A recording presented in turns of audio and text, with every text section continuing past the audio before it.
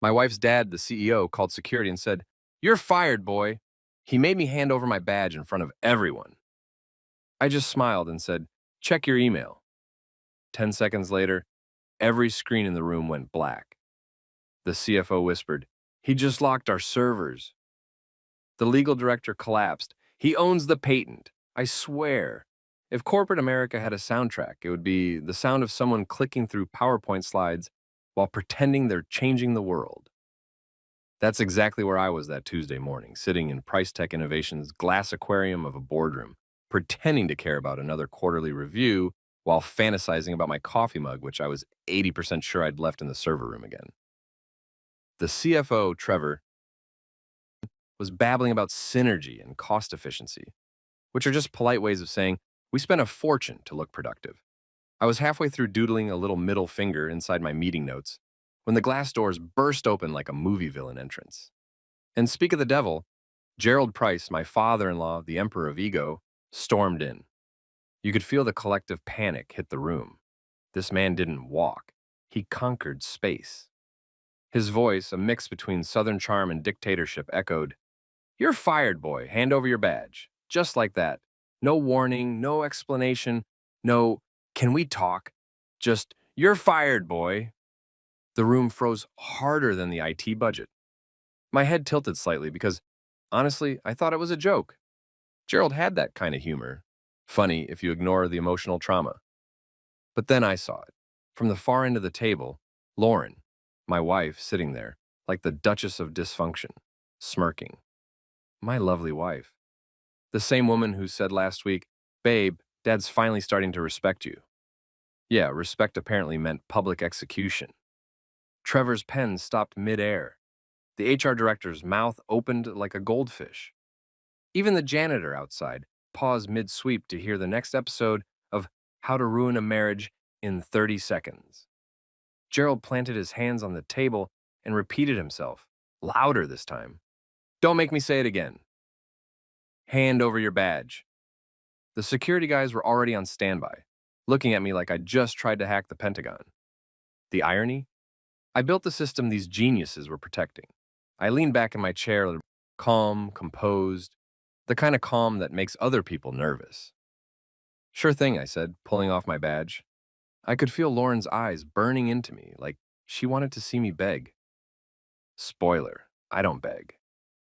I handed Gerald the badge and smiled. "But before I go, check your email."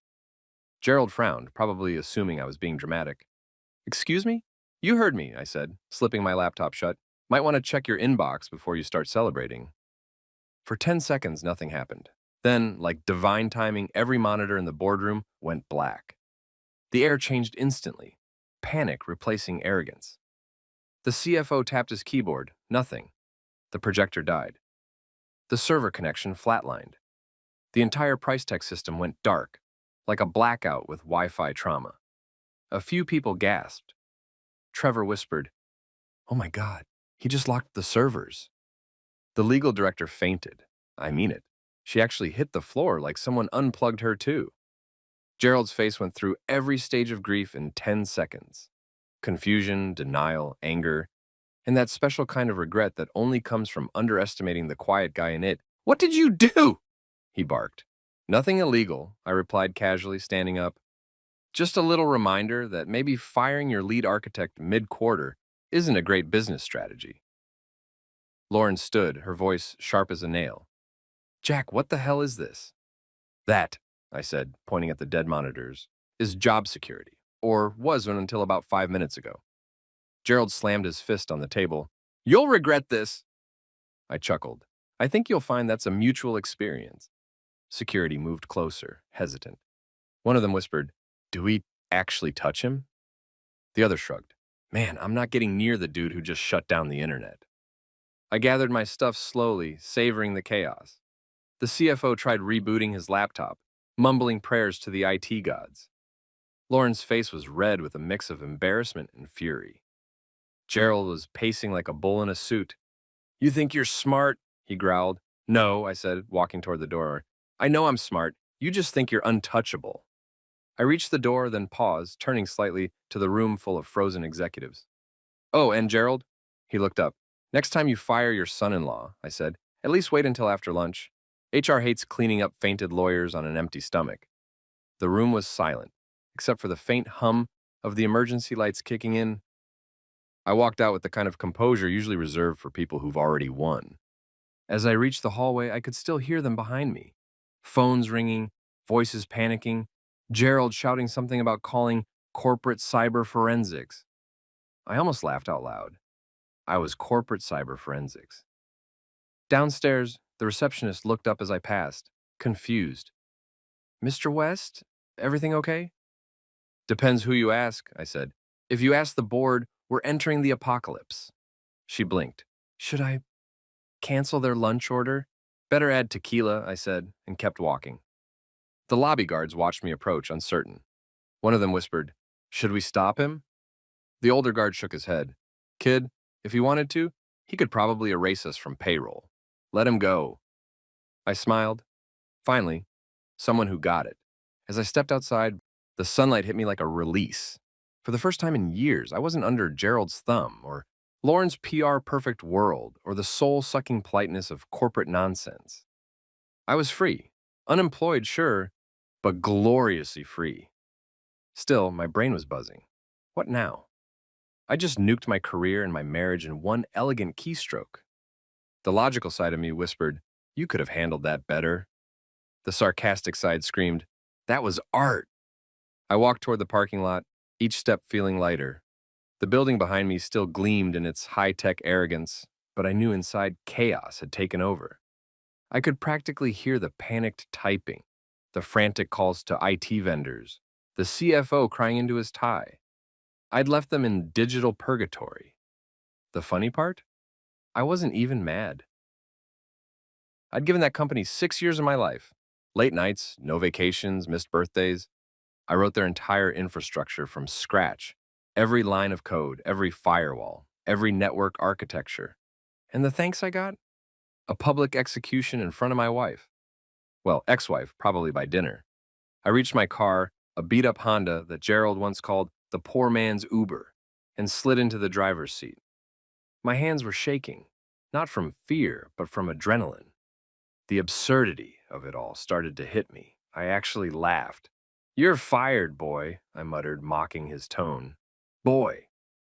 The man was 63 and still talked like he owned a plantation. I checked my phone.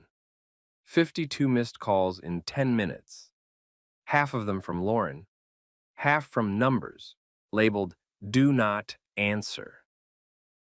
I ignored them all. Instead, I opened my email, glanced at the patent certificate sitting safely in my drive folder, and smiled. Oh, they were going to really regret underestimating me. As I pulled out of the parking lot, I caught a glimpse of the PriceTech logo one last time, a sleek metallic P with their slogan, Building the Future Together. I couldn't help it. I laughed so hard I had to pull over. Together, huh? Not anymore. By the time I hit the highway, my phone buzzed again. A text from Marcus, my teammate in network engineering. Bro, what did you do? I replied, just improved company efficiency. Permanently. His next message came seconds later. You're a legend. CFO looks like he's aged 10 years. I grinned. Somewhere behind me, the empire was collapsing. In front of me, unknown territory, freedom, chaos, maybe even a little revenge.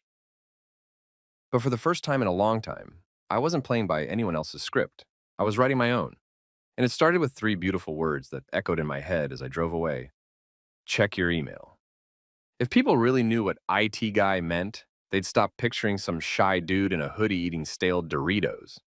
Sure, we've got the hoodie part right, but under the awkward posture and caffeine addiction lives the closest thing to a wizard the modern world has. We're the ones who keep the lights on, literally. The ones who decide which passwords work and which accounts suddenly expire. And in my case, the one man in the entire PriceTech empire who could make the internet kneel by hitting enter. After walking out of that boardroom, I went straight home, grabbed a cold beer, and watched the corporate apocalypse unfold from my laptop like it was the Super Bowl. You know how some people binge Netflix crime dramas? I binge watch chaos. Preferably the kind Ike has. The internal network logs were lighting up like a Christmas tree. Every department was frantically trying to reboot their servers. Gerald probably had a team of panicked execs screaming at the IT help desk like toddlers demanding juice boxes. See, what Gerald never understood was that firing me wasn't just personal, it was idiotic. The man treated technology like it was a magical box powered by interns. He thought the cloud was an actual cloud. He once asked if phishing was related to fishing. This is the guy running a $1 billion tech firm. And I, the idiot who married his daughter, was the one who built every digital brick in that empire.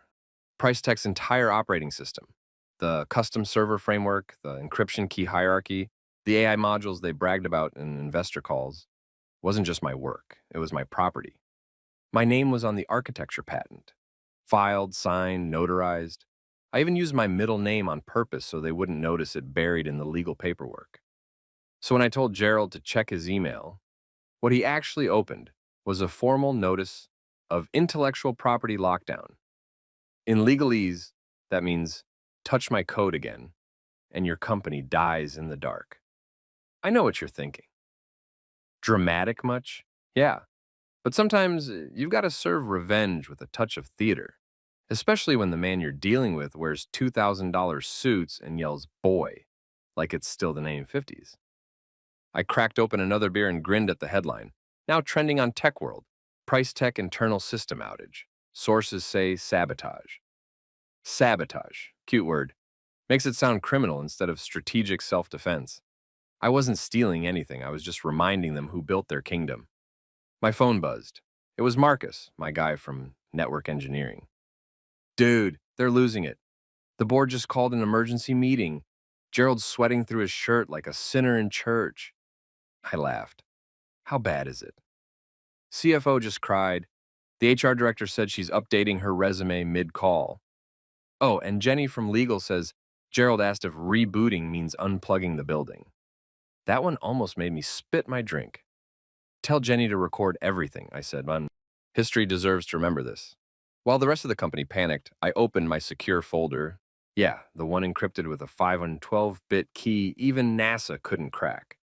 Inside were the crown jewels, the master server scripts, the AI core, the proprietary predictive engine, all sitting neatly with my signature timestamp. Every line of code belonged to me, and I had legal proof to back it up. The beautiful part? I hadn't even done anything technically destructive. All I did was activate a safeguard built into the system, a feature that locked the servers when any unauthorized modification occurred. I designed it years ago after Gerald suggested outsourcing IT to some cheaper overseas firm. That's when I decided to build a kill switch. Insurance policy, baby. While I watched the live feed of PriceTech's meltdown, I got another ping. This time from Lauren, my wife, or maybe ex-wife, pending legal review. Lauren. What did you do, Jack? Me. Just some light housekeeping. Lauren. Dad's furious. He's calling lawyers. He should call an electrician too, because the lights just went out in half the building. Lauren. This isn't funny. I disagree. She didn't reply after that, probably because she was in PR and couldn't decide whether to issue a statement or throw a lamp at me. It's funny how quickly power shifts when people realize who actually holds it. For years, I sat quietly in those meetings, pretending to care while executives threw around words like innovation and vision. But I was the one making sure their vision didn't crash when the Wi-Fi hiccuped. They just never noticed, because real power doesn't wear a tie. It writes the code that decides whose tie still logs into payroll. Now, I know what you're thinking. Jack, weren't you worried about getting sued? Please, I didn't break the law. I built the law they were running on.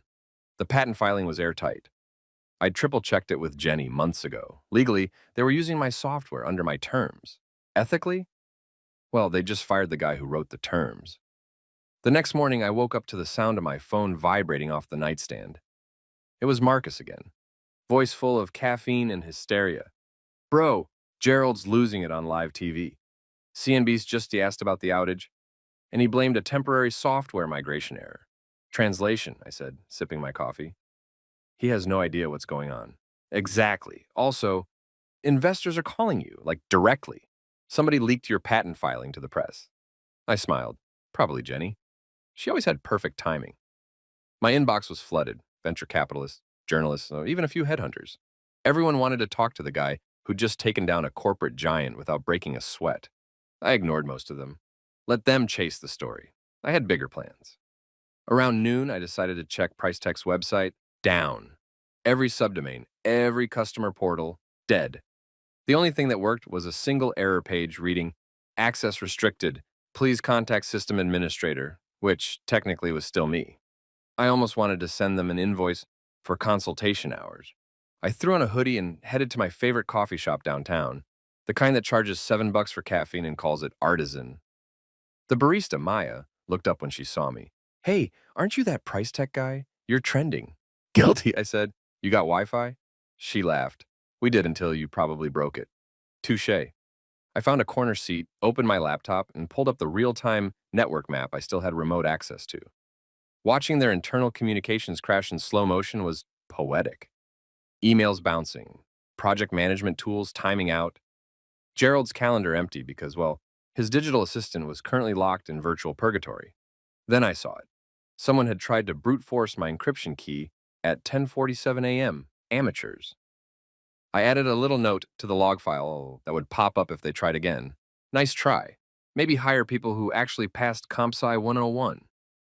While I was basking in digital dominance, a man slid into the chair across from me without asking. Early 40s, expensive watch, Wall Street haircut. "Jack West?" he asked. "Depends who's asking," I replied. He smiled. "Ethan Parker. Venture equity. We invest in disruptive talent. And you, my friend, just disrupted a $2 billion company before breakfast." I sipped my coffee. "Yeah, I tend to overachieve." "We want to talk," he said, sliding me his card. "Phoenix Capital. We back founders who don't play nice." The name stuck in my head. Phoenix. Rising from ashes. Fitting. I pocketed the card. "I'll think about it." By the time I left the cafe, my phone had hit 400 unread messages. Half were people begging for interviews. The rest were hate mail from anonymous Price Tech employees still in shock. I scrolled through them, shaking my head. One said, "You doomed us, dude." Another said, "Teach me how you did it." Humanity summarized. That night, I sat at my desk surrounded by sticky notes, empty pizza boxes, and the faint glow of my server terminal. I wasn't just enjoying revenge anymore. I was planning a rebuild. The kind of company that wouldn't worship suits and stockholders, but actual creators. As I coded, I replayed Gerald's voice in my head. "You're fired, boy." That single line had triggered everything. But now, in the quiet hum of my apartment, I realized something. He didn't fire me. He freed me. I pulled up my code base, typed a few commands, and smiled as the terminal responded exactly how I wanted. Somewhere across town, PriceTech servers emitted another error ping. I could almost hear Gerald screaming into a phone, probably blaming the weather or those damn millennials. Marcus texted again. "You're a legend, man. They tried restoring backups, but guess what? Your authentication key expired." "Yeah," I replied, like their business model. When I finally leaned back, stretching, I caught my reflection in the laptop screen. Tired eyes, messy hair, smug grin. The quiet IT guy who once blended into fluorescent office wallpaper was gone. In his place stood the man behind the black screen, the ghost in their machine. And tomorrow, I'd make sure the whole world knew it. Walking out of Price Tech that day felt like leaving a cult, minus the free donuts and fake smiles. The automatic doors slid open behind me with that soft hydraulic hiss, like the building itself was sighing in relief. 6 years of 12-hour days, performance reviews, and Gerald Price's motivational insults, gone. No farewell cake, no HR hug, not even a cheap pen with the company logo. Just me, my laptop bag, and the faint smell of corporate desperation. The lobby had been chaos on my way down. Assistants whispering, security pretending they knew what to do, executives refreshing their dead laptops like addicts waiting for a fix. Every step I took, someone tried to make eye contact, half respect, half fear. One guy from accounting even muttered, "Godspeed, man," like I was heading off to war. By the time I hit the front steps, the adrenaline started to fade. That's when the reality punched through. I just detonated a billion-dollar company. and my marriage. Freedom was supposed to feel lighter, right? Instead, it was this weird mix of euphoria and dread, like skydiving with a parachute you packed while drunk. As I crossed the parking lot, a familiar voice called out, "Yo, West!" Marcus jogged over. Same hoodie, same caffeine and chaos grin. The guy looked like he hadn't slept since the Obama administration. He held up a tiny USB drive like it was the Holy Grail. "Just in case," he said. I blinked. "What is that?" He grinned wider. "Backup of your revenge. Logs, code fragments, copies of those emails Gerald sent calling you the IT janitor. You know, insurance." I stared at him. "You backed up my revenge?" He shrugged. "You're my hero now, man. Heroes deserve archives." I took the USB and laughed. "Remind me to put you in charge of fan club memberships," he smirked. "Already made a Discord for it." We fist bumped. Somewhere above us, a light flickered in one of the conference rooms. Maybe it was a power surge. Maybe it was divine approval. Inside the building, someone yelled, "Nothing's working!" followed by a desperate, "Try unplugging it and plugging it back in." Classic. I started walking again, and with each step, I could feel something shifting inside me. 6 years of playing corporate chess, always 3 moves behind because the CEO's daughter wanted a project manager husband instead of a partner. I wasn't angry anymore. I was done. Done pretending, done begging for validation, done attending those fake holiday parties where everyone compared bonuses like it was a sport.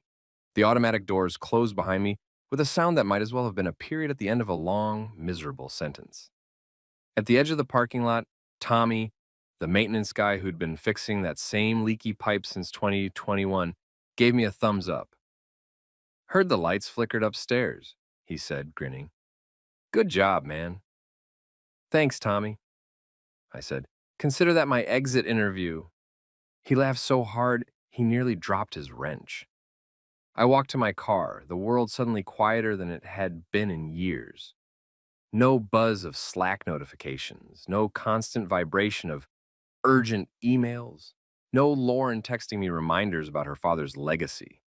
Just wine and open sky and the realization that for the first time in forever, I didn't owe anyone an explanation. Still, freedom has this weird aftertaste, like you've escaped the cage but left your favorite snacks behind. As I started the engine, my phone lit up. 58 new messages, 22 missed calls. I glanced at the screen and saw Lauren's name flashing again and again, then Gerald, then unknown number, which was probably some lawyer already trying to look brave. I tossed the phone onto the passenger seat and pulled out of the lot. The Price Tech building shrank in the rearview mirror. Glass, steel, and ego, all reflecting the sun like a middle finger to humility. Their slogan, "Building the Future Together," gleamed in silver letters near the top. Together, my ass. I built that future solo while they all took credit. As I merged onto the highway, my chest loosened. I rolled down the window, let the wind slap my face, and laughed. Not a polite chuckle, the kind of unfiltered, borderline maniacal laugh that makes people at stoplights stare. It hit me then. I wasn't angry at Gerald anymore. Anger meant I still cared. What I felt now was cleaner, like deleting junk files from your brain. Traffic was thick, typical city mess. I ended up behind a black Mercedes, Lauren's model. Figures. Every lane I switched into, there was another one. Apparently, her dad's money had sponsored half the county's car market. By the time I hit the strip mall exit, my stomach reminded me I hadn't eaten since the morning chaos. I pulled into Joe's Coffee and Bagels, the same place I used to stop before those long boardroom marathons. Walking in felt strange, like seeing your high school gym years after graduation. Same walls, same burnt coffee smell, same kid at the counter who never looked older. He looked up, froze, and said, "Hey, you're that Price Tech guy, right?" "Dude, you're trending on Twitter." I raised an eyebrow. "Already?" "Yeah, man. Hashtag Price Tech Apocalypse." Someone posted a video of Gerald yelling, "You're fired, Bobo," and you just standing there smiling like Batman. It's everywhere. I groaned. "Great, I've gone viral for unemployment." He laughed. "You want your usual?" "Yeah," I said. "And throw in one of those chocolate muffins. I just lost a six-figure job. I deserve carbs." When I sat down, the shop's TV was playing the local news. A reporter stood outside the Price Tech building, hair whipped by the wind, pretending to understand what server infrastructure meant. Behind her, you could see frantic employees pacing like extras in a disaster movie. And the headline read, Major tech outage leaves hundreds idle. Sources say fired employee involved. I smirked. Involved? Sure, like gravity's involved in falling. Halfway through my muffin, my phone buzzed again. This time, it was a text from Jenny in legal. Jenny. CFO's crying. Gerald's threatening to sue God. HR's asking if you'll consider consulting. Me. Depends. Do they offer dental? Jenny. Seriously though, they can't even print emails. You broke their digital backbone. Me. Nah, I just unplugged their arrogance. I could almost hear her laugh through the screen. Jenny was one of the few sane people in that circus. Smart, sarcastic, the kind of lawyer who could recite entire NDAs from memory but still swear like a sailor. I finished my coffee, threw away the cup, and stepped outside. The sunlight felt different, less filtered, more real. Maybe because, for once, I wasn't seeing it through tinted conference room glass. On the sidewalk, an older man in a suit was pacing, yelling into his Bluetooth. I told them to back up the servers, he shouted. What do you mean they can't log in? Who's the admin? I passed him, smiled, and said, that would be me. He blinked, mouth half open, as I walked off. By the time I got home, exhaustion hit like a freight train. The living room was spotless, Lauren's aesthetic, minimalist chic, where even emotions weren't allowed to clutter. I kicked off my shoes and sank into the couch. My laptop pinged as it connected to my private network. I checked the live access logs for PriceTech. Hundreds of failed login attempts. Error messages stacking like digital dominoes. I almost felt bad. Almost. A soft chime pulled me back, my doorbell. I opened it to find Marcus again, holding 2 beers. Couldn't resist watching the fireworks with the man of the hour, he said. We sat on the porch, feet up, watching the sunset bleed over the rooftops. You really gonna be okay? He asked. Eventually, I said. Right now I'm somewhere between panic and peace. Let's call it panic-adjacent peace, he chuckled. So what's next? You got the patent, the code, and a trending hashtag. I took a long sip. Next, I think I build something new. Something that doesn't need a price to exist. Marcus nodded. You'll need a team. I've got one, I said, tapping the USB in my pocket. Just need a name. He looked thoughtful. Phoenix Systems. I smirked. Why Phoenix? Because you burned their empire and walked away with the ashes. I laughed, clinking my bottle against his. Phoenix it is. As the sky darkened, my phone buzzed again, Lauren's name flashing one more time. I watched it ring out, the screen dimming slowly until it went silent. Freedom, I realized, doesn't always roar. Sometimes it just stops calling. For the first time in years, I leaned back, looked up at the sky, and didn't feel small. I didn't feel fired. I felt free. I pulled into the driveway a good 3 hours earlier than I ever did on a weekday, which meant I was about to interrupt Lauren's favorite sport, pretending she ran a Fortune 500 company from our living room. The blinds were half closed, the good rug was rolled out, and the faint echo of her professional voice drifted through the window. I could practically hear the corporate buzzwords bouncing off the drywall. I walked in quietly, hoping for at least a second to process what I'd just done. No such luck. Lauren sat at the dining table, headset on, ring light blasting her face like she was auditioning for the Bachelor C-Suite edition. On her laptop screen were 10 other perfectly filtered faces. At PriceTech, we pride ourselves on transparency and innovation, she said with the confidence of a cult leader. The irony almost made me choke. Transparency? The entire company was currently running on blackout mode. Innovation? Please. Their biggest innovation today was discovering what total system failure looked like in 4K. She noticed me in the corner of her camera frame and froze mid-sentence. Excuse me, everyone, she said sweetly, muting her mic. Then she hissed, Jack, what are you doing here? It's Tuesday. Observing the ruins, I said, hanging my jacket. You might want to save your slides. The servers are on life support. Her eyes widened. What? Your dad fired me, I said casually, heading for the fridge. And about 10 seconds later, PriceTech's network decided it needed a vacation. The fridge door slammed shut behind me. She stood, headset still hanging around her neck. You didn't... Oh, I did, I said, popping open a soda. Every file, every server, every prototype, all perfectly safe. With me. She pressed a hand to her forehead like she was in a soap opera. Jack, do you have any idea what this means? Yeah, I said. It means your dad should have read the contract before treating me like an unpaid intern with Wi-Fi privileges. She took a breath through her teeth. You just tanked an entire corporation because your ego got bruised. No. Oh, I said. I tanked an entire corporation because your father thinks firing people in front of their spouses is a power move. I simply responded with equal enthusiasm. Her jaw clenched. God, you're impossible. I grinned. No, just patent protected. The sarcasm didn't help. It never did, but at least it kept me sane. She started pacing, muttering things like public relations nightmare and investor confidence. I watched her like someone watching a cat chase a laser pointer. Impressive energy, zero progress. Lauren, I finally said, you might want to warn your dad before he calls CNBC again. They're about to report that his proprietary code legally belongs to me. She spun around. You filed the patent under your name? Of course, I said. You think I spent 6 years building his empire just to let him trademark my initials? She threw her hands up. Unbelievable. Do you ever think about consequences? All the time, I said. That's why I wrote them into the source code. For a second, she just stared at me. Half disbelief, half admiration she'd never admit out loud. Lauren wasn't evil. She was just born into a world where people thought power was hereditary. She believed loyalty was a brand, not a principle. Her phone started vibrating on the table. The caller ID said Dad. Of course. She answered, pacing into the kitchen. I could hear his muffled shouting through the earpiece. Something about disaster recovery and lawsuits. Lauren looked at me helplessly. He wants to talk to you. I took a sip of my drink.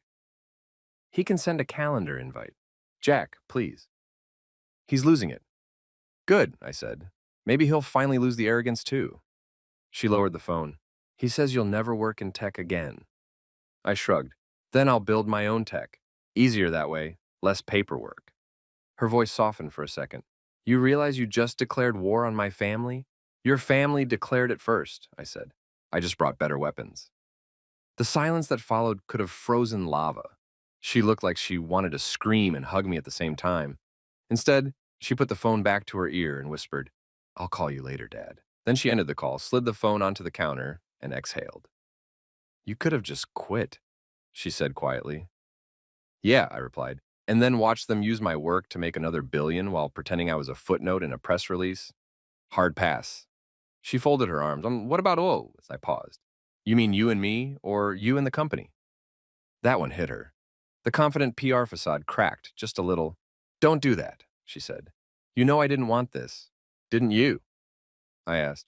You smiled when he fired me, Lauren. That wasn't, she started, but I cut her off. I saw it. That half smirk you do when you think something's finally aligning in your perfect PR world. Guess what? It did. Just not the way you hoped. Her eyes shimmered, and for a second I thought she'd cry. But no, Lauren Price didn't cry. She rebranded emotions. Jack, I can fix this, she said. If you unlock the servers, maybe Dad... Not happening, I said, walking toward my office. Jack, I stopped at the doorway. You want to fix something? Start by asking your father why he thought humiliating me in front of a boardroom was good management. Then I closed the door. Inside my office, the one room she never redecorated, I finally breathed. My setup looked like NASA's bargain cousin. Dual monitors, server racks, half-empty coffee mugs. I sat down, fired up the terminal, and checked the status logs. As expected, every PriceTech node was offline, pinging in vain for access approval. I opened the encrypted backup folder labeled just in case. The files glowed like treasure. 6 years of my life, every late-night breakthrough, every line of code no one clapped for. It was all there, mine. Outside, I could hear Lauren pacing again. She muttered things like shareholders and optics, PR lingo for damage control. The poor thing still believed reputation could outtalk truth. I leaned back and smiled. Welcome to the real world, sweetheart. Out here, optics don't reboot servers. Around 6 p.m., the doorbell rang. Great. Either pizza or legal papers. I opened it to find Jenny Miller, from legal standing there, still in her pencil skirt and heels, hair slightly windblown. Wow, I said. I didn't expect the cavalry. She held up a manila folder. Thought you'd want a copy of this before Gerald starts rewriting history. I took it and scanned the front page. U.S. Patent Number 45872A. Proprietary Framework System Architecture, Inventor Jackie West. Jenny grinned. Officially registered. They can't touch it without your consent. I whistled. You're an angel in a blazer. Try lawyer with popcorn, she said. Half the office is watching the meltdown like it's the Super Bowl. Anyone take bets yet? Yeah, $10 says Gerald fires the CFO before midnight. I laughed. Put 20 on it for me. She hesitated, then lowered her voice. You know, you could walk away rich right now. Sell them back the license. Negotiate. I met her eyes. And let them win? Not my style. Jenny nodded slowly. Didn't think so. She handed me a flash drive. Here's their internal chat log from today. You might enjoy the drama. After she left, I plugged it in. Lines of frantic messages filled the screen. CFO Trevor. Does anyone know where the source files are? Devlad Rick. Ask Jack. CFO Trevor. He's gone. Devlad Rick. Then we're screwed. HR Susan. Legal just fainted again. I laughed so hard I nearly spilled my soda. Justice, serve ice cold and documented. By the time Lauren finally knocked on my door, it was dark outside. Can we talk? She asked softly. Depends. It tends, I said. Is this a conversation or a PR briefing? She ignored the jab and sat on the edge of my desk. Dad's threatening to sue. He says you violated your employment contract. Good luck with that, I said. Page 12, Clause 4B. Any original intellectual property created by the employee outside of explicit work hours shall remain the sole property of said employee. Guess who logged every minute I worked? Her shoulders dropped. You really thought of everything. Years of being underestimated does that to a guy. She looked at me quietly, then said, You know he'll never forgive you. I met her gaze. He doesn't have to. I'm not his priest. I'm the guy who just sent him to business purgatory. That finally cracked a smile out of her, despite herself. You're impossible, she repeated. Consistent, though. She stood and walked toward the door. Before leaving, she turned back. You might have won today, she said. But you lost me. That one stung more than I wanted to admit.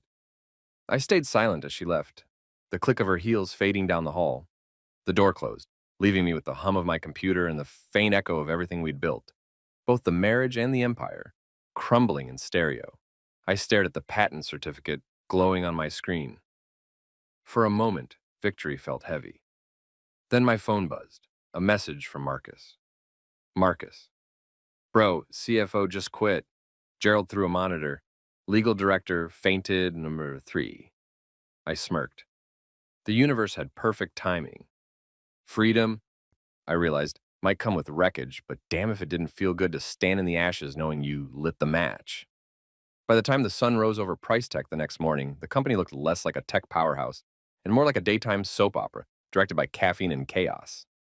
From my couch, coffee in hand, hoodie on, news streaming, I watched it unfold like the season finale of a show I'd just canceled. The local business channel had turned Price Tech into their favorite punching bag. The anchor was trying to sound professional, but you could hear the excitement in her voice. Breaking news. Price Tech Innovations is experiencing a full system outage for the second consecutive day.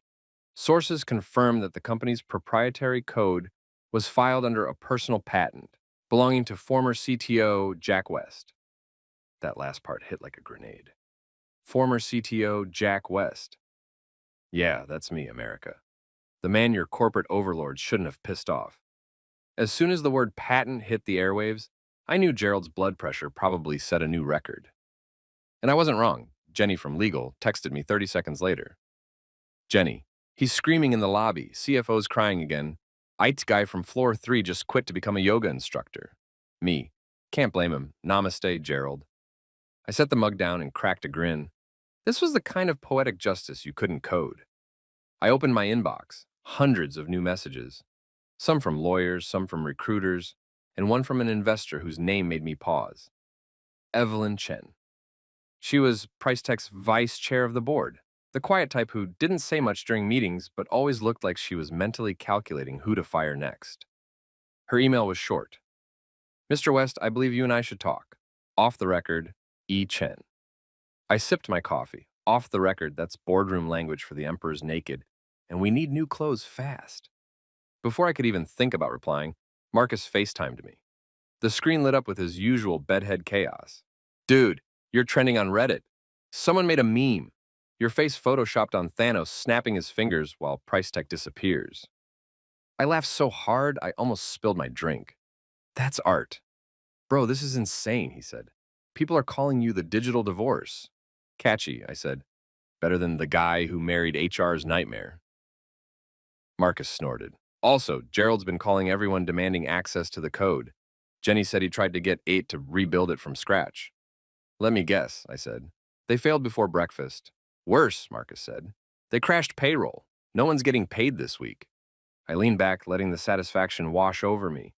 Justice through direct deposit denial. But amidst all the laughter, I knew this was bigger than revenge now. This was about ownership. For 6 years, I'd been the ghost behind the curtain, the guy who made their empire run while Gerald took the credit. Every investor pitch, every award dinner, every press release, they'd called it Price Tech's proprietary system. Well, not anymore. The world finally knew the truth, and there was no reboot for that. Still, I wasn't naive. I knew a man like Gerald wouldn't go down quietly. He'd lawyer up, manipulate headlines, probably even play the family betrayal card. So I decided to get ahead of it. I opened Twitter, sorry, X, whatever Elon's calling it this week, and typed, to clarify, I didn't hack Price Tech. I simply withdrew my intellectual property. You wouldn't call a landlord a criminal for changing the locks. Within minutes, it had thousands of likes. By noon, it was on CNBC's ticker. Gerald must have thrown another monitor. Around 1 p.m., the phone rang. Unknown number. I almost ignored it, but curiosity won. This is Jack. Mr. West, a woman's voice said, smooth and controlled. Evelyn Chen, I assume you saw my email. I did, I said, and I assume this isn't a congratulatory call. She chuckled softly. Not yet, but it could be. The board is, let's say, exploring options. Gerald's leadership has created liabilities, and you're one of them, but potentially also a solution. Meaning? Meaning we'd rather buy the patent from you than let the company collapse entirely. I grinned. You'll have to make it worth my time, Ms. Chen. I expected that, she said. Can you meet me at the Jefferson Hotel? 1 hour. When a board vice chair calls a meeting that fast, you don't say no. You bring popcorn. I showed up early because nothing irritates rich people like punctuality. The Jefferson was peak old money decor, marble floors, chandeliers, and the faint smell of overpriced cigars. Evelyn was already there, perfectly composed in a navy suit, tablet open like she was about to negotiate peace between nations. Mr. West, she said, standing to shake my hand, I appreciate your time. Appreciate might be the wrong word, I said. Your CEO called me boy before firing me, remember? Her expression didn't even twitch. Yes, and now the boy owns the foundation of our entire company. Irony's a cruel teacher. I liked her already. She gestured for me to sit. Let's be direct. The patent is in your name. It controls our flagship software and key AI infrastructure. Without it, Price Tech will face bankruptcy within the quarter. Sounds accurate, I said. We'd like to purchase the rights back, she continued. Clean transfer, no drama. I smirked. You realize drama's my new brand, right? She smiled faintly. Then let's make it worth your while. She slid a document across the table. My eyes caught the offer figure. 600,000. Cute. I pushed it back. Add another zero and drop the NDA clause. She blinked. You're asking for 6 million and public credit? Correction, I said. I'm asking for market value and dignity. NDA's not negotiable. You want my silence, you can't afford it. Evelyn studied me like a chess player, realizing the opponent she underestimated just took her queen. I'll need to speak with the board. Take your time, I said, standing up. Just remember, every minute you wait, your servers stay dark and your investors stay nervous. She looked up. You really enjoy this, don't you? Ma'am, I said with a grin, I worked for your company for 6 years. This is the most fun I've ever had. I left her there, stunned but impressed. By the time I hit the parking lot, I was already on the phone with Marcus. They offered 600 grand, he laughed. 600 for a $1 billion code base? That's like tipping a hostage taker? Exactly, I said. So I countered with 6 million and no NDA. Legend, he said. You're basically Batman with a Wi-Fi password. Back home, my inbox exploded again. Reporters, investors, random people asking if I'd teach them how to own their boss. I ignored all of it and opened a fresh doc titled Phoenix Systems Business Plan. Yeah, I'd decided on the name. If Price Tech was burning, I was going to rise from the ashes. By evening, Jenny stopped by with Chinese takeout and gossip. Gerald threw a chair at the wall when he saw your tweet, she said between bites. Then he demanded to know how patents work. I laughed so hard I nearly choked on my noodles like, this man runs a tech empire and doesn't understand patents? He also asked if source code means physical paperwork, she added. Jesus, I said. No wonder the company's allergic to progress. Jenny smirked. The best part? The CFO actually said the words, he owns the patent, out loud, in front of the entire board. That's my favorite sentence in the English language, I said. She handed me a fortune cookie. I cracked it open. The slip read, your hard work will soon pay off. Wow, I said. Even the cookies are on my side. Jenny raised her glass of soda. To poetic justice. We clinked. Later that night, while the city hummed outside, I sat in my home office, looking at the glowing patent certificate on my screen. It was more than a document. It was proof. Proof that the quiet guy in the corner, the one nobody took seriously, could own an empire with nothing but brains and backup files. A notification pinged. Email from Evelyn Chen. Mr. West, the board has reviewed your counter. We're prepared to meet your financial request, pending additional discussion on public acknowledgement. Let's finalize tomorrow. 6 million and my name in headlines. Not bad for a day's work. As I shut down my laptop, I caught my reflection in the black screen. Not the meek AT guy they used to ignore. Not the boy Gerald dismissed. Just a man who finally realized the difference between being needed and being valued. And tomorrow, the whole world was going to learn that lesson too. By noon the next day, Price Tech was officially in meltdown mode, and not the quiet, let's fix this internally kind. I mean, public collapse. The kind that makes shareholders call their therapists and CNBC schedule emergency panels with industry experts, who all look like they live on LinkedIn. The board had called an emergency meeting again. Words spread fast. Gerald was cornered, the CFO was allegedly crying again, and the company's entire digital infrastructure was about as stable as a toddler on a sugar high. Meanwhile, I was sitting in a downtown coffee shop watching it unfold in real time. There's something magical about watching your enemies self-destruct with free Wi-Fi. My phone buzzed nonstop. Texts from Marcus, Jenny, and a few brave souls still trapped inside the Price Tech ship. Marcus, board meeting in full swing. CFO says we lost everything. Jenny, legal director didn't faint this time. She just quietly left. Oh, smart move, Marcus. Gerald tried to log into Slack. It told him, access denied. He threw his laptop. Me. He always did have anger management issues. Maybe now he can manage without the anger. Or the company. On the big screen above the cafe counter, one of the news channels ran the headline. Price Tech crashes. CEO fires son-in-law. Accidentally fires company. Underneath was a photo of Gerald looking like someone who'd just realized his yacht's on fire. I sipped my espresso and smiled. Ah, I muttered. Finally some honest reporting. Across the city, Price Tech's headquarters looked like a panic convention. Gerald had apparently summoned the full board, every vice president, every investor, every person with a title longer than their actual responsibilities. The glass-walled boardroom, usually sterile and smug, now looked like a crime scene. Jenny texted me a play-by-play, like a live sports commentator. Jenny, Gerald's opening statement, we can rebuild it. Evelyn's face says she wants to rebuild him instead. Me, I'll get popcorn.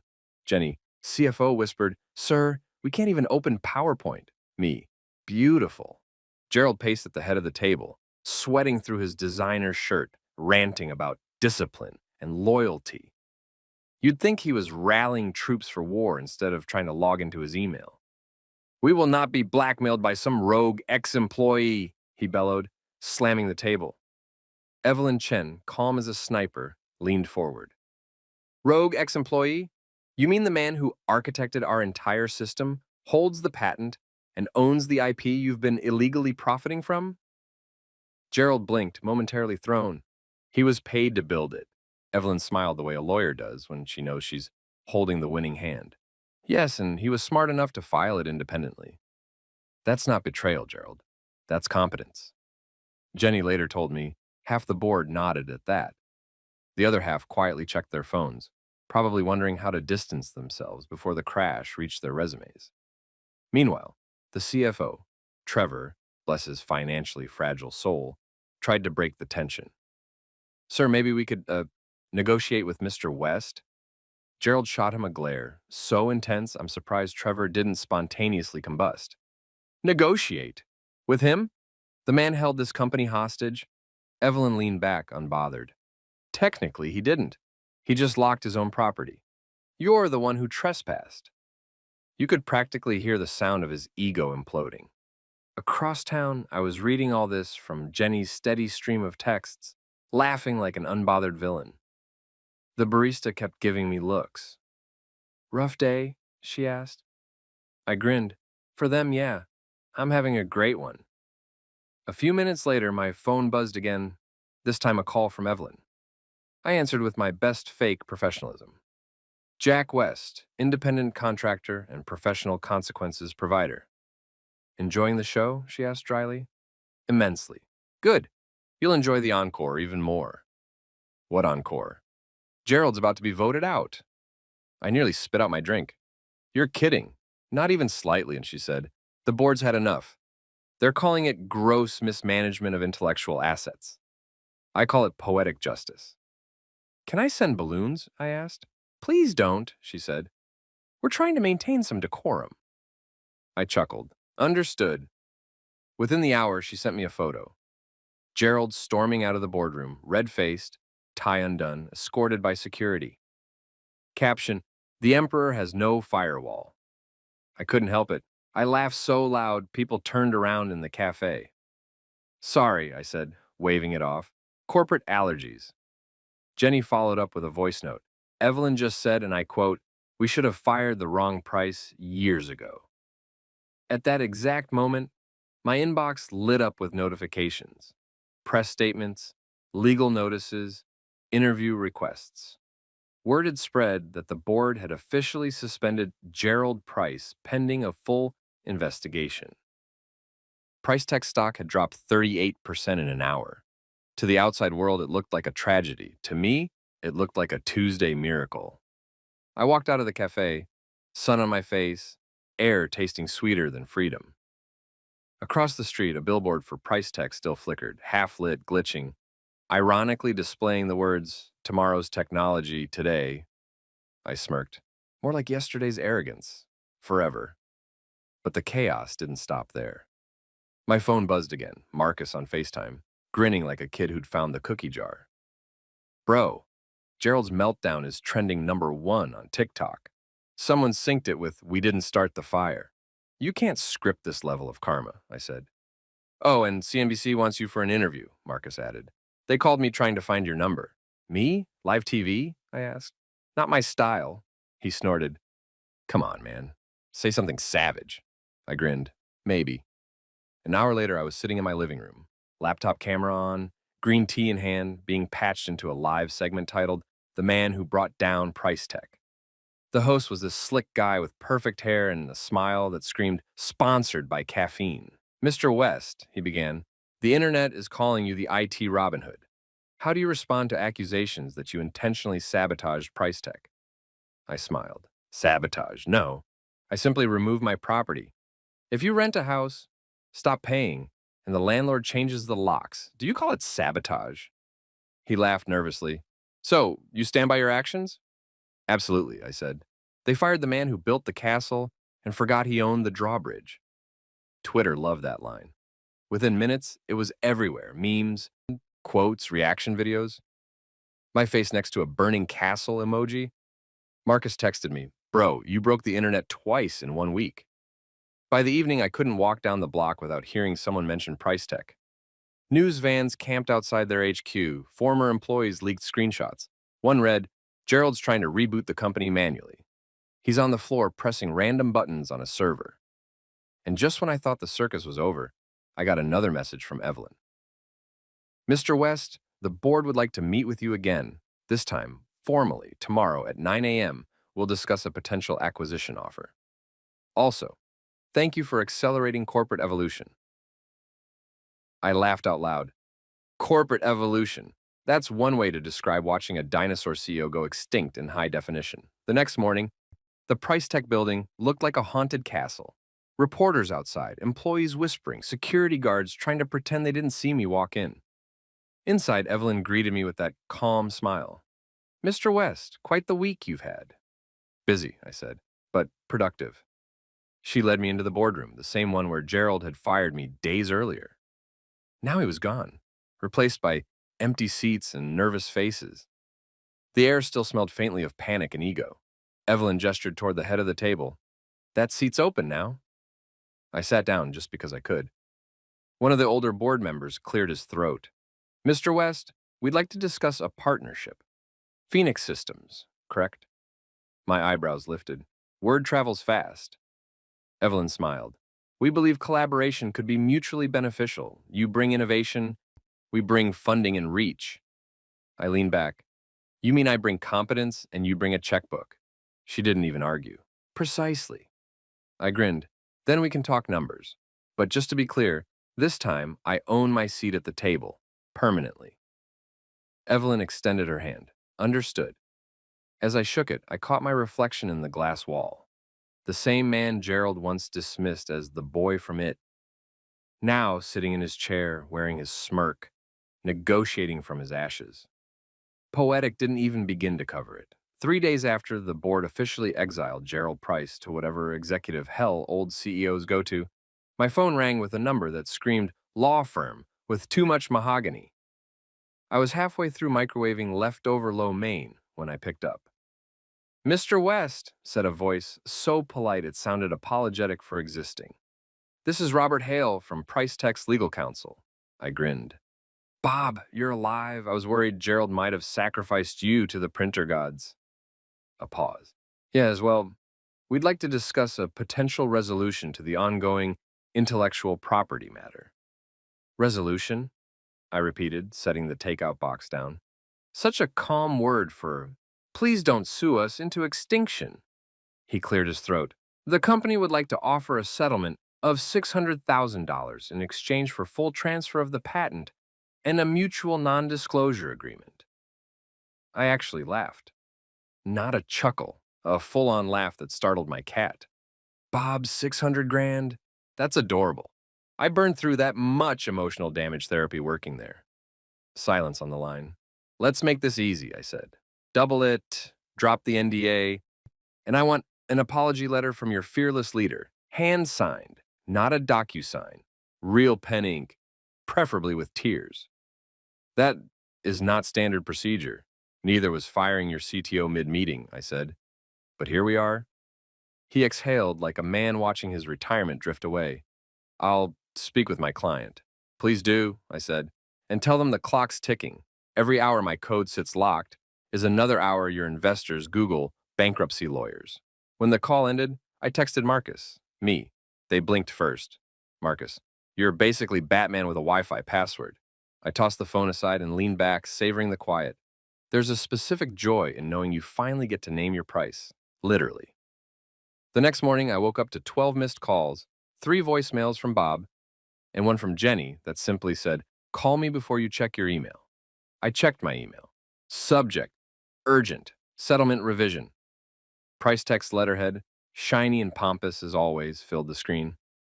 They'd bumped the offer to $1.2 million, still clinging to the NDA like a toddler with a pacifier. Cute. I called Jenny. They're panicking, she said. Investors are threatening to pull out unless they prove they have a deal on the table. So they doubled the insult money. Yep, Evelyn's pretending to mediate, but she's playing both sides. My guess, she wants you in control of the code, but out of the headlines. Too late, I said. I'm trending under #patent daddy. She snorted. Oh my God. Please stop reading the internet. No promises. Around lunchtime, I met Marcus at our usual coffee shop. He looked like he hadn't slept since the board collapse. His hoodie said 404, morale not found. Dude, he said, sliding into the seat across from me. You know what this feels like? What? One of those movies where the nerd finally wins and everyone realizes they were working for a sociopath. I grinned. Yeah, except the sociopath still owns 3 yachts and a golf membership. Marcus opened his laptop. I pulled the analytics from PriceTech's site. Traffic's tanked 70%. Customers are moving to competitors. Bro, you could launch your own platform tomorrow and steal half their clients. Already working on it, I said. Phoenix Systems. Our tagline, we don't crash, we reboot stronger. He laughed so hard people stared. You're really doing this? Oh, I'm doing it. They tried to bury me under their brand. I'm turning it into my marketing campaign. That night, my phone buzzed again. Bob, the lawyer. Mr. West, he began, his tone less confident. Our client has approved 1.8 million. Bob, I said kindly, you're treating this like a yard sale. The price goes up, not down every time you call. Mr. West, 6 million, I repeated it. No NDA, public apology. Or I start licensing my code to every competitor with a pulse. He hesitated. That would be damaging. Exactly. Imagine how much damage $6 million could prevent. I'll get back to you. Take your time, Bob. I'll be counting zeros. The next day, PriceTech's stock dipped another 10%. CNBC aired another segment titled, When Genius Goes Rogue. They showed my face next to Gerald's and called me the whistleblower of the digital age. Lauren even texted me for the first time since the fight. Lauren, Dad's going insane. Can you please end this? Me. He started it. Lauren, this isn't just about him. Me. Then maybe he should have thought of that before he fired his only asset. No reply, just 3 dots, then nothing. It was weird. Part of me still wanted her to understand, to see that this wasn't about revenge, it was about respect. But Lauren measured success in reputation points. I measured it in freedom. 2 days later, I was in the middle of drafting Phoenix Systems' founder manifesto when Evelyn called. Congratulations, she said dryly. You've single-handedly destroyed our market cap. Always happy to help, I said. You'll be pleased to know the board's approved your demands. I raised an eyebrow, though she couldn't see it. All of them? 6 million. No NDA. And Gerald's signature on an apology letter. It will read, We regret the manner in which Mr. West was terminated and acknowledge his integral role in PriceTech's success. I whistled. That's a lot of syllables for I messed up. She paused. There is one condition. You deliver the decryption keys within 24 hours. Done, I said. Then after a beat, you know, Evelyn, if you'd been CEO instead of Gerald, we could have avoided this whole telenovela. She actually laughed. True. But then, you wouldn't have found your calling as corporate chaos incarnate. I'll put that on a business card. The transfer happened the next day at PriceTech headquarters under more security than a Marvel movie set. Jenny was there to witness it as legal counsel. Evelyn represented the board, and Gerald, for dramatic flair, was forced to sign the documents in person. He looked smaller than I remembered.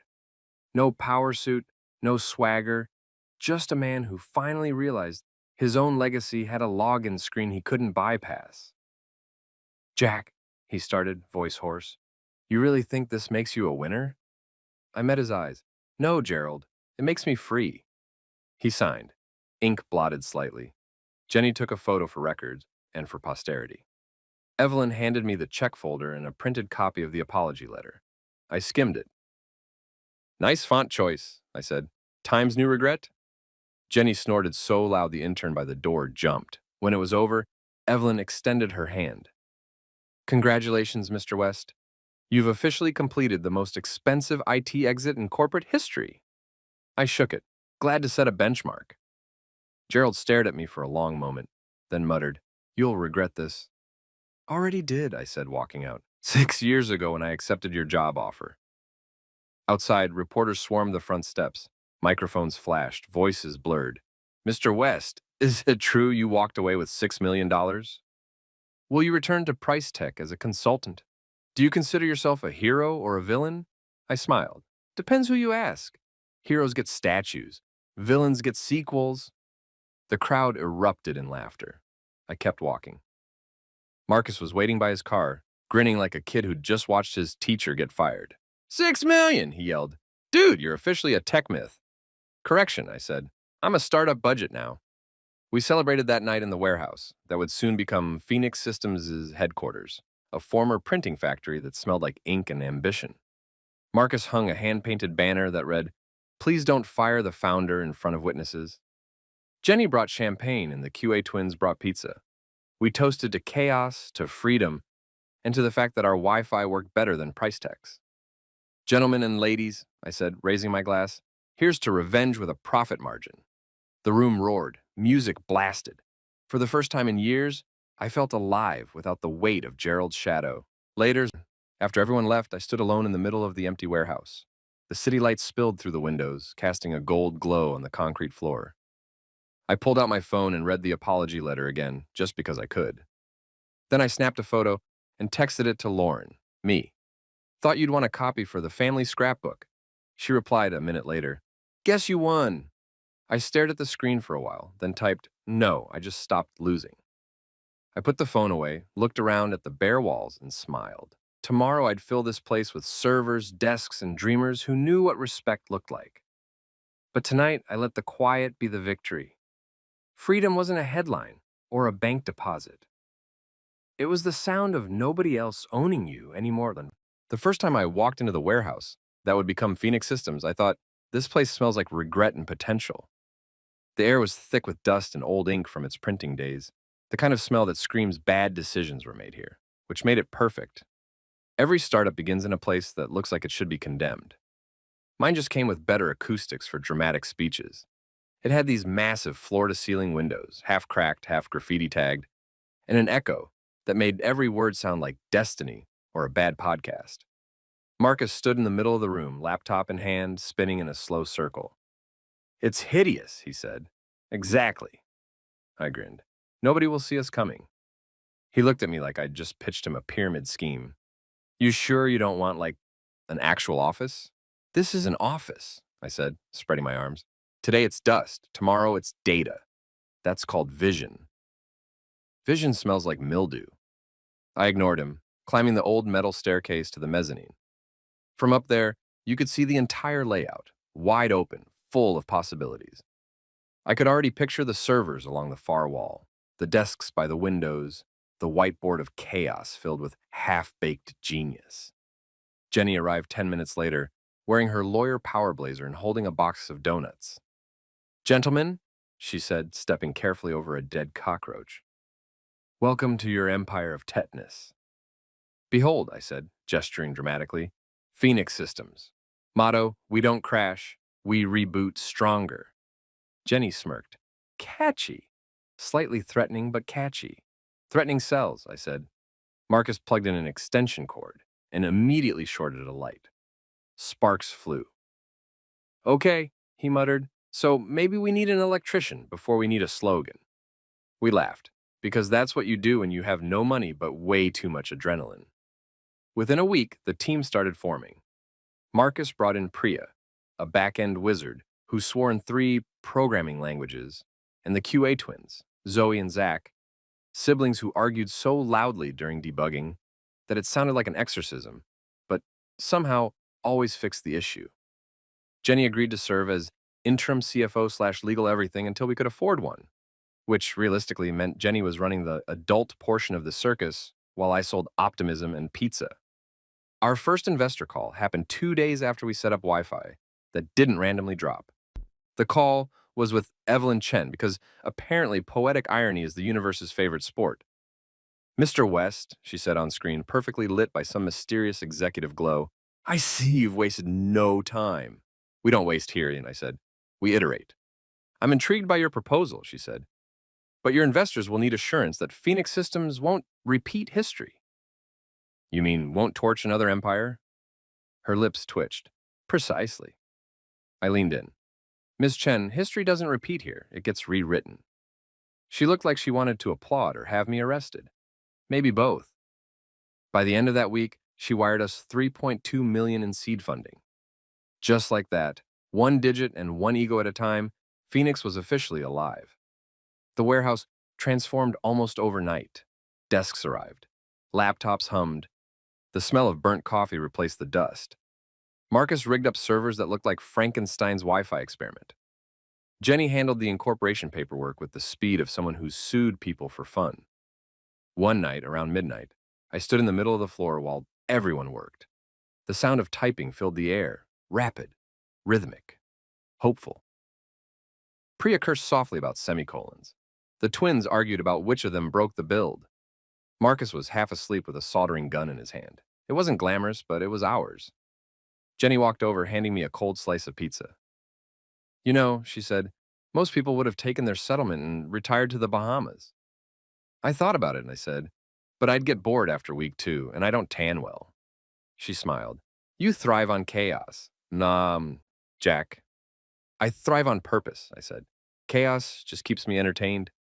She raised her slice. To purpose, then. I clinked mine against hers. To profitable revenge. 2 weeks later, Phoenix Systems had its first demo day. We invited a dozen investors, a handful of skeptical journalists, and even a few ex-Price Tech engineers who'd defected after Gerald's televised meltdown. Marcus handled the presentation because if I'd done it, I would have gone off script and accidentally started another war. He stood there in his usual hoodie, looking like the world's most confident, sleep-deprived genius. Phoenix Systems, he began, is not just software. It's resilience as a service.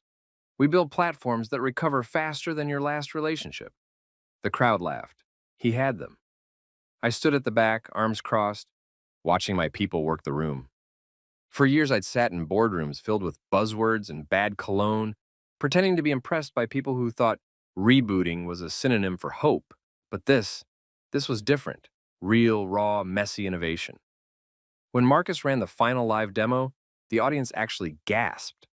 Our software recovered from a simulated network attack in under 6 seconds.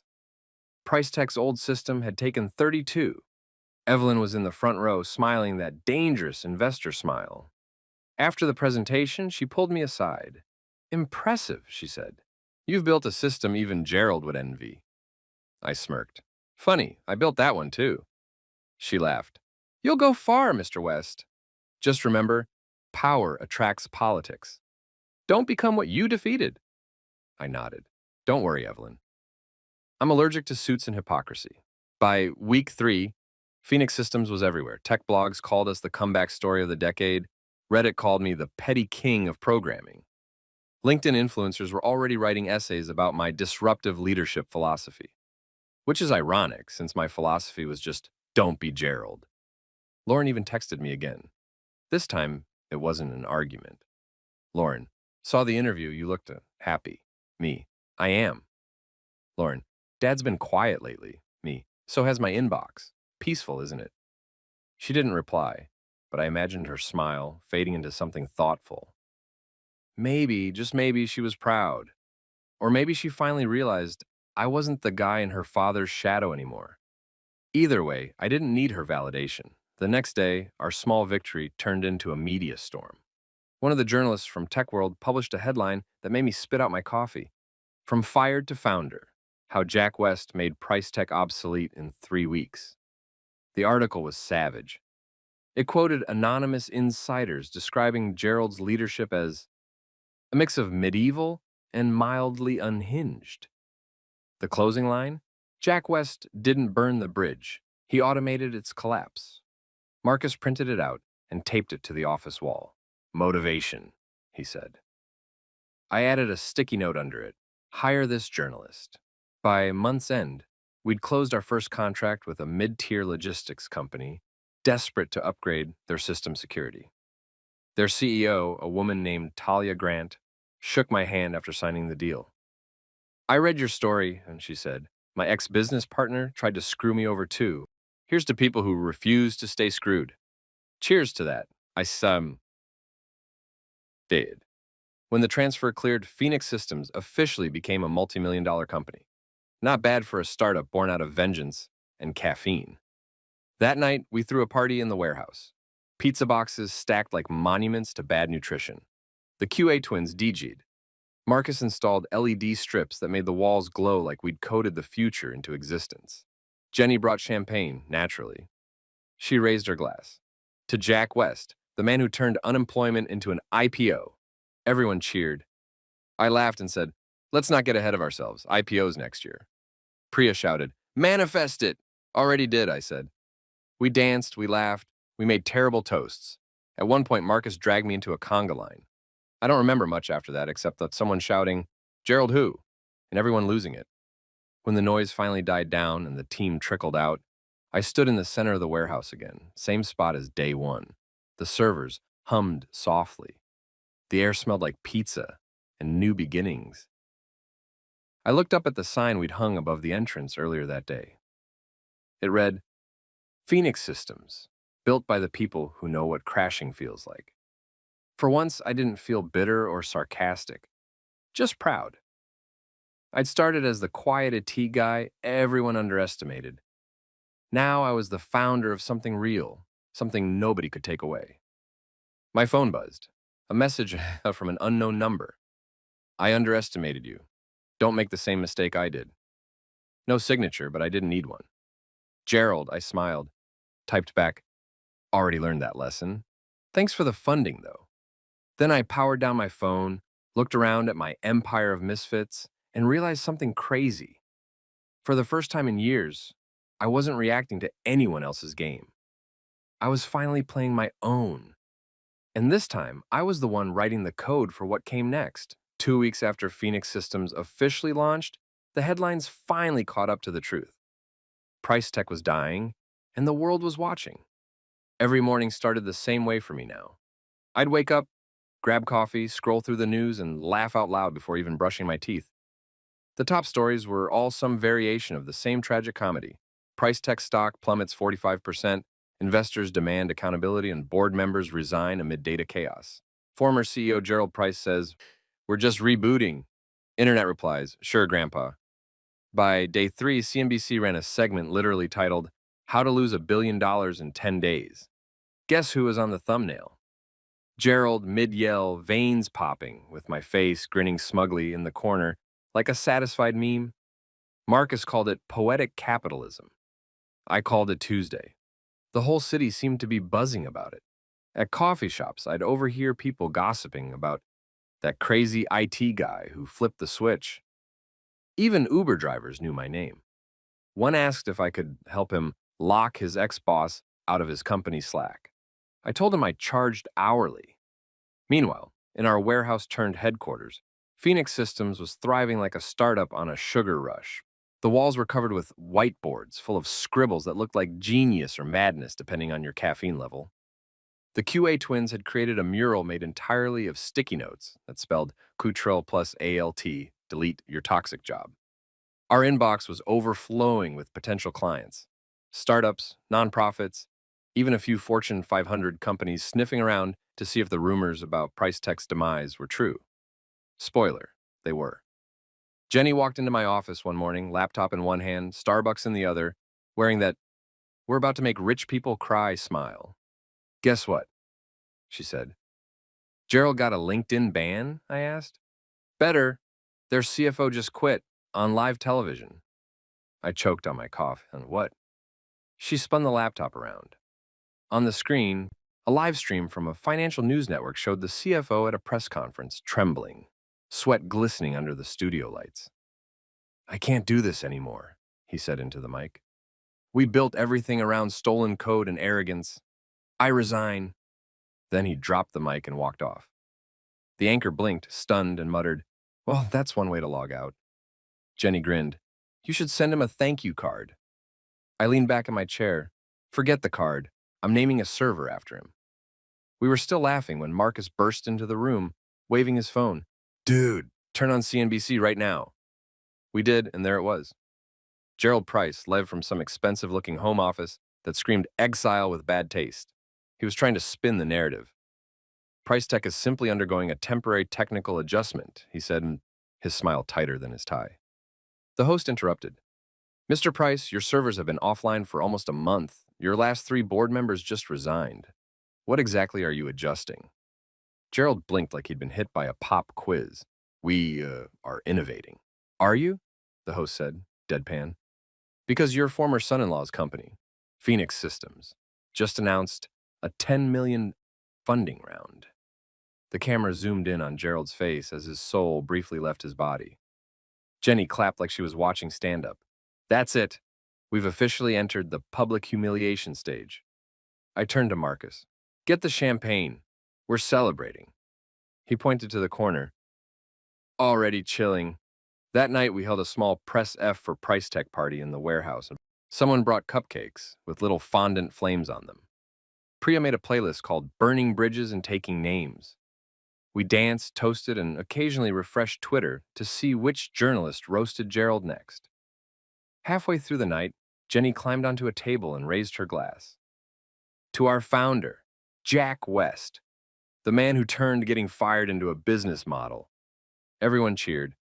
I stood up, mock bowed, and said, I'd like to thank Gerald for teaching me everything not to do. Laughter erupted. The twins started chanting, Speech, speech! I rolled my eyes but played along. All right, here's your speech. Don't let anyone make you feel like you're replaceable just because they write your checks. Learn your worth, own your work, and if they forget, remind them who built their empire, preferably in front of investors. The room exploded in applause and laughter. Marcus shouted, Preach, brother! I grinned. Now somebody cut me a piece of that cupcake before the frosting melts from poetic justice. The next morning, I woke up to 3 missed calls from Evelyn Chen. I called her back, and she picked up immediately. Mr. West, she said, you're enjoying this too much. Can you blame me? Not really, she admitted, but we have a problem. Define problem. Gerald just tried to sue Phoenix Systems. I blinked. For what? Existing? Essentially, yes. He's claiming unfair competition through insider knowledge. The board's already distancing themselves, but he's loud. He's talking to journalists, painting you as some kind of corporate anarchist. I chuckled. Well, he's not wrong. I'd suggest a statement, she said. Something calm and professional. Maybe highlight how Phoenix is about rebuilding, not revenge. Evelyn, I said, revenge is rebuilding. She sighed. Just try not to gloat too publicly. It's bad for the brand. Too late, I said, hanging up. Jenny handled the lawsuit like she was born for it. She filed a counterclaim so airtight, it might as well have come with a seatbelt. He's wasting ink, she said. His legal team's running out of caffeine and credibility. By week's end, the lawsuit vanished quietly. The media moved on, but the narrative was already set. The brilliant underdog beat the corporate Goliath. My LinkedIn inbox was flooded with messages that all sounded like the same copy-pasted fantasy. Hey, Jack, I just quit my toxic job because of your story. You're such an inspiration. Inspiration. That word felt weird. I wasn't trying to be anyone's hero. I just wanted peace, money, and a stable Wi-Fi connection. A few days later, Evelyn called again, this time with something I didn't expect. The board's decided to remove Gerald permanently. I'm taking over as interim CEO. I smiled. So the kingdom's officially under new management. Thanks to you, she said. And I don't say this lightly. Thank you for accelerating corporate evolution. I laughed. That should be your new slogan. She chuckled. Funny you mentioned that. We're rebranding, dropping price from the name entirely. Going with Novatech. Clean slate. Nova, I said. New star rising, not bad. Maybe one day. She said. Novatech and Phoenix Systems could collaborate again. Competitors make better allies than enemies. I thought about it. The old me would have jumped at the chance to be part of something familiar. But the new me had built an empire out of ashes. We'll see, I said, but just make sure your reboot doesn't include Gerald. Don't worry, she said. He's out for good. The press conference announcing Gerald's removal was streamed live. I wasn't planning to watch, but Jenny insisted. Closure, she said. Gerald stood at the podium, trying to look dignified, but you could tell he'd aged 10 years in 10 weeks. His hair was grayer, his posture slumped. Effective immediately, he said. I will be stepping down as CEO of Price Tech Innovations. I believe in letting the next generation lead. Jenny laughed. Translation, they took his key card. The camera panned to Evelyn, poised and confident. We thank Mr. Price for his contributions, she said, and we're grateful to all who've helped guide this company through its most transformative chapter. I turned to Jenny. That's corporate for thanks for crashing the plane. We'll take it from here, she grinned. Poetic as hell.